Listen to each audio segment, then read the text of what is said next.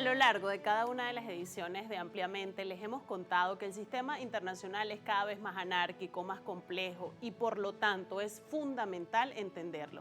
Por eso en Globovisión se han hecho iniciativas para ayudarles a ustedes a entender el sistema internacional, cómo funciona el mundo y de qué manera los hechos que impactan en el escenario internacional pueden tener al mismo tiempo un impacto internamente y domésticamente en nuestro país. Y una de las grandes voces que a lo largo del tiempo ha logrado precisamente acercar la comunicación, las relaciones internacionales y la diplomacia es el embajador Julio César Pineda, diplomático de carrera. Y su nombre retumba en este escenario y en todos los escenarios dedicados a la comunicación internacional porque ha sido pionero justamente en traer a los medios de comunicación y puntualmente a la televisión todo el asunto de las relaciones internacionales, que es muy complejo, pero que él ha sabido desde su pedagogía poder llevarles a ustedes a través de Brújula Internacional, uno de los programas más importantes de Globovisión, iniciado precisamente por él. Esta iniciativa pionera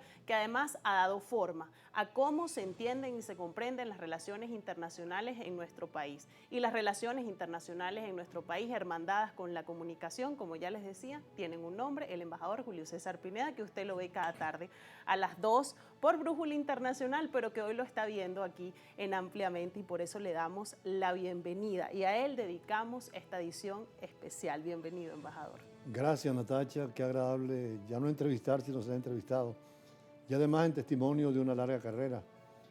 Cuando me jubilé del Ministerio de Relaciones Exteriores, después de 30 años, he pasado por los canales venezolanos más importantes, desde Globovisión, Televen, Radio Caracas, Canal 8, me tocó transmitir la guerra entre Irak y Kuwait cuando fue la situación de Saddam Hussein, y después, como tú decías, tratando de descifrar lo complejo y dinámico de la noticia internacional, que necesita análisis, tratando de ser lo más objetivo y prudente en los comentarios para que la gente escoja definitivamente cuál es la versión, una más aproximarlos al tema internacional, sobre todas las noticias.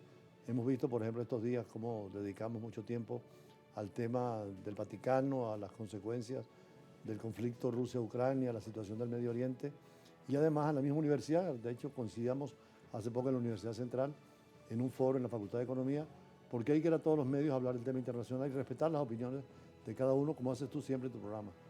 Embajador, lo cierto es que usted es abogado, pero ha estado por encima de muchos comunicadores sociales porque ha sido pionero en esta tarea y en esta labor que el país ya reconoce de traer a los medios de comunicación un tema tan complejo que son las relaciones internacionales y que cada tarde intenta explicárselo a la gente de manera tan pedagógica. Entonces, ¿cómo un abogado se interesó en los medios de comunicación? Bueno, yo hice en la Universidad Derecho y Filosofía.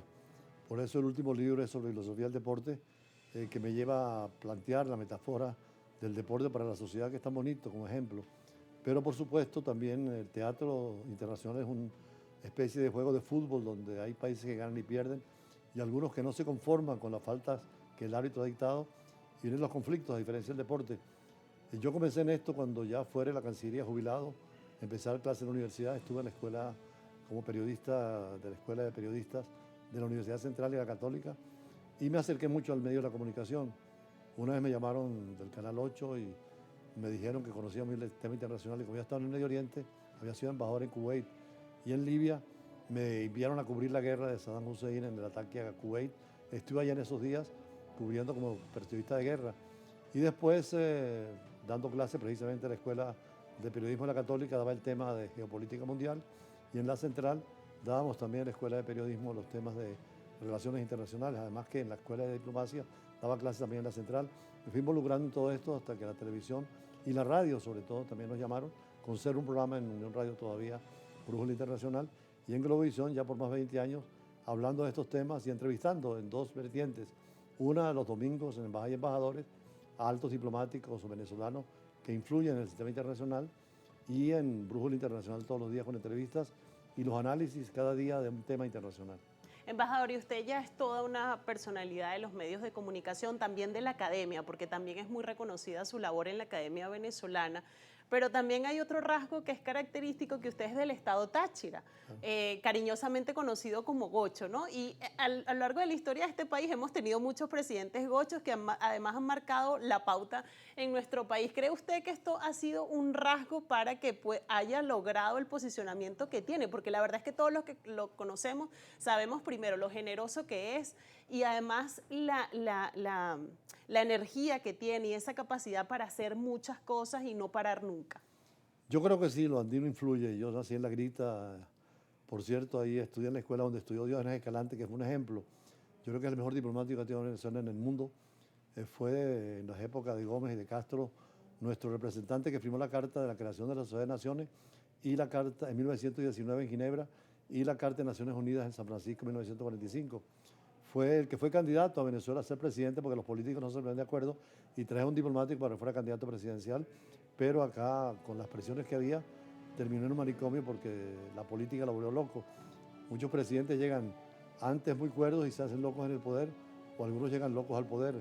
Hay un libro de un famoso escritor francés que se llama Estos locos que nos gobiernan, donde dice que muchas veces el poder enloquece a la gente.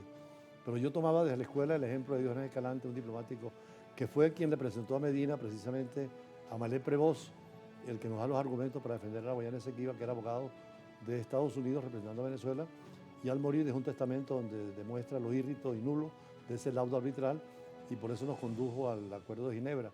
Y ya jubilado, me agradó que el gobierno considerara algunos nombres fuera de la estructura gubernamental y nos asignaron para estar en el Alto Tribunal de Naciones Unidas, que es la Corte Internacional de Justicia en La Haya, y estuvimos allí. Por cierto, estoy terminando un libro sobre el Esequibo, en una visión muy particular, pero muy interesante porque es un problema de todos los venezolanos. Tú misma has trabajado el tema en tus programas y hay que ver la importancia que tiene. Yo diría que más allá de lo que es Taiwán para China o Ucrania para Rusia, esto puede convertirse en un problema internacional por las riquezas que hay, la salida al Atlántico, el tema ambiental, que es la selva amazónica, del oxígeno que ahí se concentra. Y entonces, desde La Grita, en ese pueblo pequeño, con un liceo militar muy famoso, con un seminario, un colegio de los budistas y un colegio de monjas, llamaban a La Grita la Atenas del Táchira, había mucho el tema internacional. De hecho, veía en estos días un manifiesto de los parroquianos de 1899, cuando se aprobó el laudo arbitral de París, cómo protestaban contra Inglaterra. Es más, cuando Guzmán Blanco rompe relaciones diplomáticas con el Reino Unido, que iban a ocupar hasta la boca del Orinoco, hubo una petición para ir ante el León XIII, el Papa de la época, a que interviniera en el conflicto. O sea, siempre estaba rodeado de lo internacional. Después estudié Derecho en la Universidad Central y Filosofía en la Universidad Pedagógica. Y allí, bueno, ya con el Derecho Internacional en la mano, estudiándolo, conociendo diplomáticos, había ido a Rusia y a Francia a algunos estudios. Me fui a Ginebra a estudiar un posgrado y ya junto con Roy Chatterton, que todavía está en la Cancillería, es embajador en Suiza, y otros diplomáticos, estuvimos ahí mucho tiempo y servimos, no a un partido ni a un gobierno, sino a un Estado que debe tener una diplomacia profesional. Y seguimos dando clases en la universidad en estas áreas, pero yo creo que sí, el temperamento andino influye. De hecho, como tú dices, muchos presidentes han sido andinos y desde el hogar, desde la casa, de la familia, hay mucha preocupación por la educación. Son familias humildes, pero cuyos hijos van a estudiar y así han sido todos. Sobre todo, como decía, Diógenes Escalante es un ejemplo de la diplomacia. Creo que es el mejor diplomático que hemos tenido, pero también muchos otros. Ojalá que la carrera se revalorizara y ustedes que son estudiosos del tema internacional pudieran ingresar al servicio exterior. Y además eso se ve reflejado en su legado, en el que ha dejado y en el que nos sigue dejando. Embajador, vamos a hacer una pausa en este programa especial y en esta conversación tan especial el día de hoy con el embajador Julio César Pineda, y al regreso vamos a hablar de su labor diplomática, por la que también es muy reconocido, y sobre su trabajo en la lucha por la disputa en el Esequibo. Hacemos una pausa y ya regresamos con esta edición especial de Ampliamente.